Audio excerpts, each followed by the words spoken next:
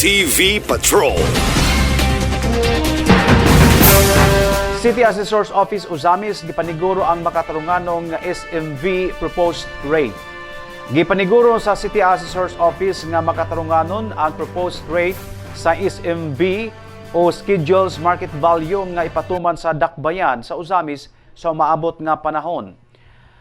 Nagkanayon si City Assessor's Officer in Charge Samuel Cristuta nga ang Schedules Market Value proposed rate base kini sa pagtuon sa buhatan o pagtandi sa SMV rate sa mga silingang syudad o probinsya sa Misamis Occidental.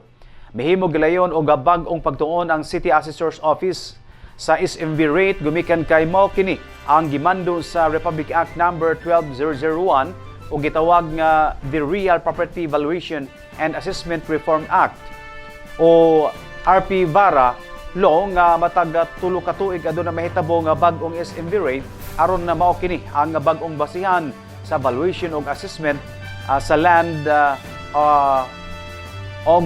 assessment alang sa land appraisal o the land taxation purpose sa kagamhanang lokal ning syudad. Ang dakbayan sa Uzamis katapusang ipatuman og the Real Property Tax Revision atong 2023 og kon kini nga sugyot maaprubahan mahimong mapatuman kini sa 2028. Thank you, Mr. Chair.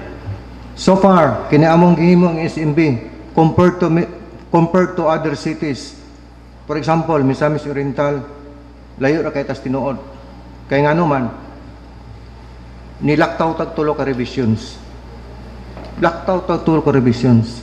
In fact, pag-prove na ko ani sa region, gigamitan ni value price ratio testing.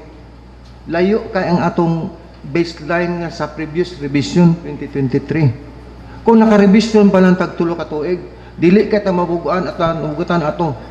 Kay naay 27.95% sa assessed value last revision. 27.925, almost 28%. Sa tulo ka revisions nga nilaktaw. Kung nahinahinay pa to dili to nato kadako.